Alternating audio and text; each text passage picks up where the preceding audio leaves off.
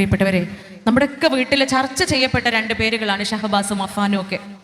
ഒരു വേള കണ്ണുനീര് കൊണ്ടോ വാക്കുകൾ കൊണ്ടോ അഫാനെ ശപിച്ച ഉമ്മമാരായിരിക്കും നമ്മളൊക്കെ. ഞാനടക്കം എന്നെ കൂടി ഉൾപ്പെടുത്തിയിട്ടാണ് ഞാൻ പറയുന്നത്. നമ്മളടക്കം അഫാനെ ഒരു തവണയെങ്കിലും നമ്മൾ വാക്കുകൊണ്ടോ കണ്ണുനീര് കൊണ്ടോ നമ്മൾ ശപിച്ചിട്ടുണ്ടാവും, പ്രാർത്ഥിച്ചു കാണും, എനിക്ക് ഈ ഗതി വരരുതേ, ഇനി ഈ കേരളത്തിൽ, ഇനി ഈ ഭൂമിയിൽ തന്നെ ഒരു ഉമ്മയ്ക്കും ഒരു കുടുംബത്തിനും ഈ അവസ്ഥ വരരുതേ എന്ന് ഹൃദയത്തിൽ തൊട്ട് നിസ്കാര പായയിൽ കിടന്ന് നമ്മൾ പ്രാർത്ഥിച്ചു കാണും. പ്രിയപ്പെട്ടവരെ, ഷഹബാസിനെ നിഷ്കരണം കൊല ചെയ്ത മക്കൾ, ഉമ്മയെ കൊല്ലാൻ ശ്രമിച്ചതോടൊപ്പം കുടുംബത്തിലെ ഏറ്റവും പ്രിയപ്പെട്ട 4 പേരെ കൊല ചെയ്ത അഫാൻ. എന്തുകൊണ്ടാണ്?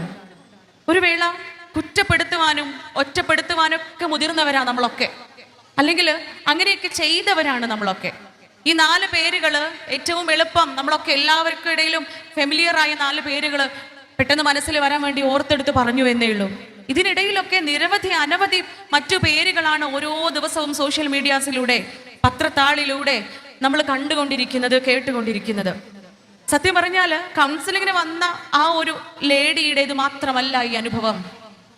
നമുക്ക് എല്ലാവർക്കും ഒരു പക്ഷേ ഇതേ അവസ്ഥയിലൂടെ നമ്മൾ ഓരോരുത്തരും കടന്നു പോയിക്കൊണ്ടിരിക്കുന്നവരാവാം.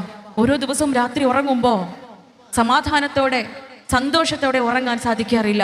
കാരണം ഉള്ളിൽ ആദിയാണ്. നാളെ ഉണരുമ്പോൾ ഇൻഷാ അല്ലാഹ് എൻ്റെ റബ്ബ് അടുത്ത ഒരു ദിവസത്തേക്ക് എനിക്ക് ആയുസ് നീട്ടിത്തരികയാണ് എങ്കിൽ എൻ്റെ കണ്ണിമ തുറക്കുമ്പോൾ ഞാൻ കാണേണ്ടി വരുന്ന വാർത്ത, ഞാൻ കേൾക്കേണ്ടി വരുന്ന വാർത്തകൾ എന്തായിരിക്കാം?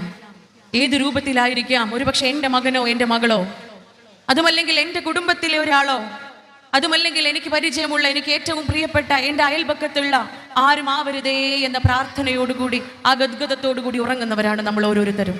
പക്ഷെ എന്ത് ചെയ്യേണ്ടതുണ്ട്?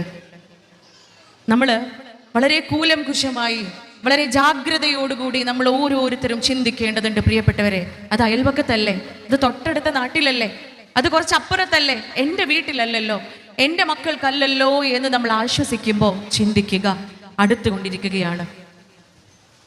അത് അതിവേഗം സഞ്ചരിച്ച് നമ്മുടെ കുടുംബങ്ങളിലേക്ക്, എൻ്റെ വീട്ടിലേക്കും എത്തിക്കൊണ്ടിരിക്കുകയാണ് എന്ന ചിന്തയിൽ വേണം നമ്മൾ ഓരോ ദിവസവും കഴിച്ചു കൂട്ടാൻ.